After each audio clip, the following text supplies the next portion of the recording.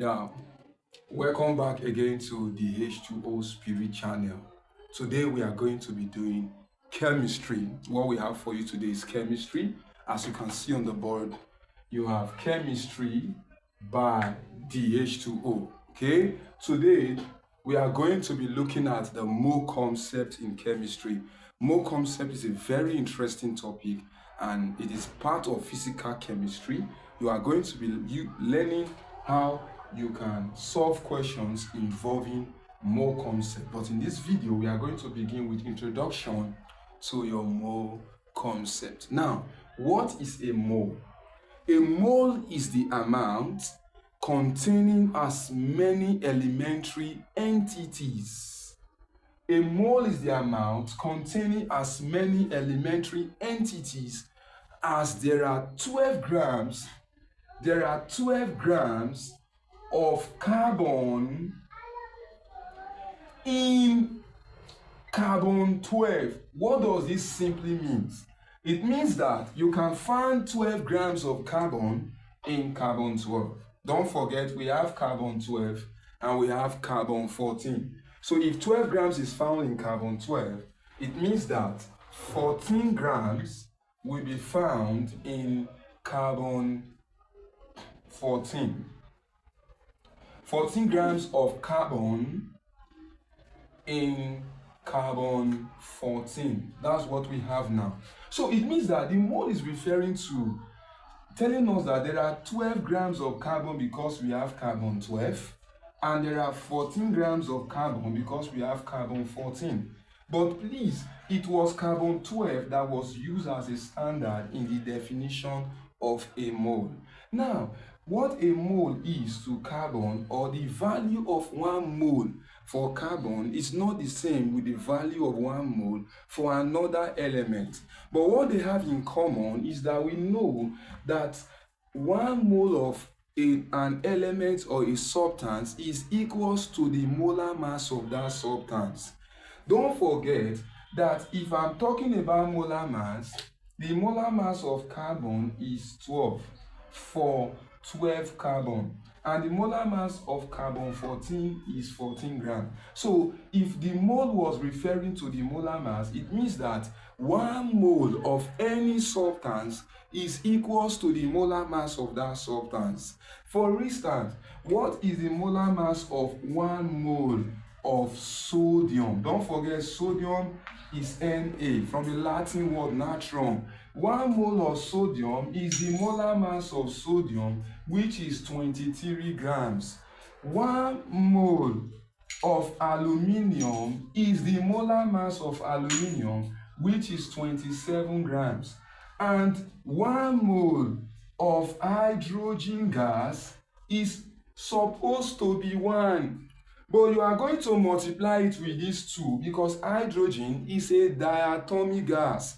So if the mass of hydrogen was 1, you will multiply by 2 so that you have 2 grams.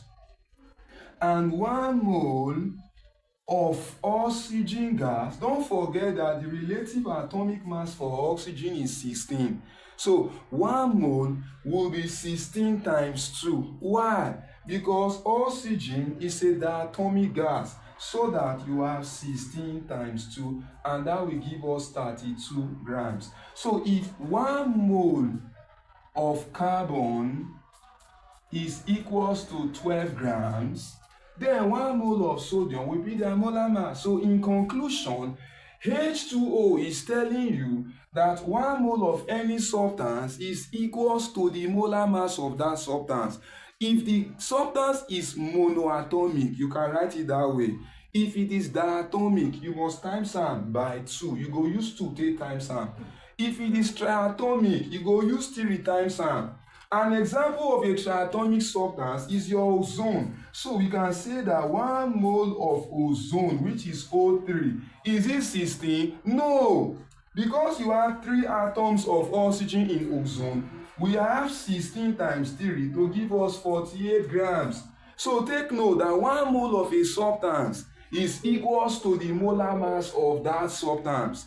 Now what I'm going to do for you to cut it short, because you are either preparing for UME exam or WAEC exam, I'm going to give you 5 important formulas that can solve all questions in mole concept. As far as the question involve mole concept, these 5 important formulas will go everything. So we are going to take the formula in this video. Then in our subsequent videos, you will see how the formulas are applied in solving questions involving mole concept. So let's take our 5 important formulas in mole concept that can be used to demystify or guadize any question involving mole. What are the 5 formula? Number 1, number of moles. Don't forget, it has a symbol N. Number of moles. What is the formula?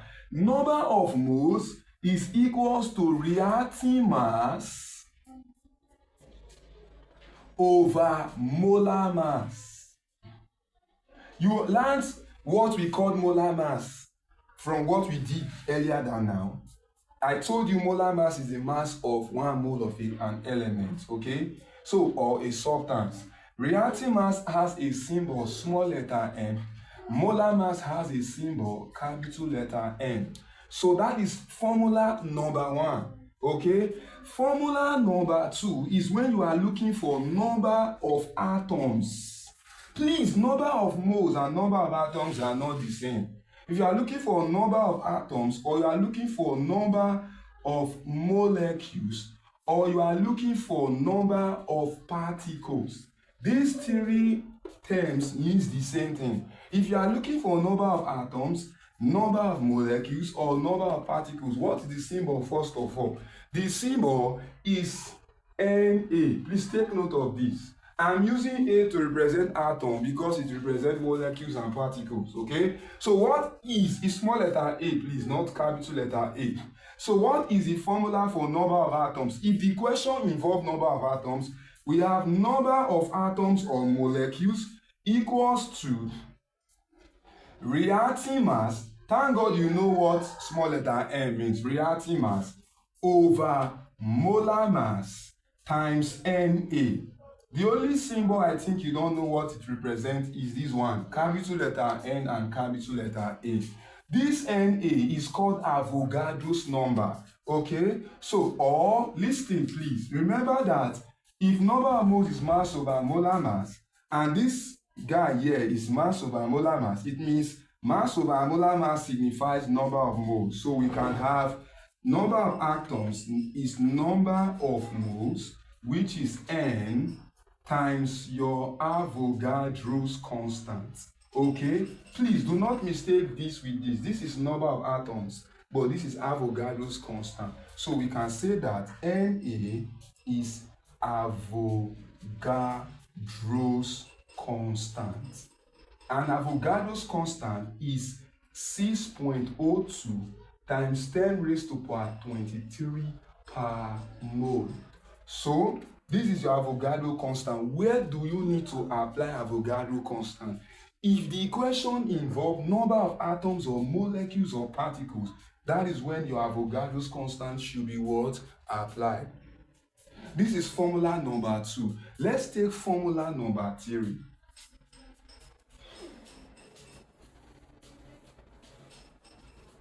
Formula number 3 talks about volume of a gas evolved at STP.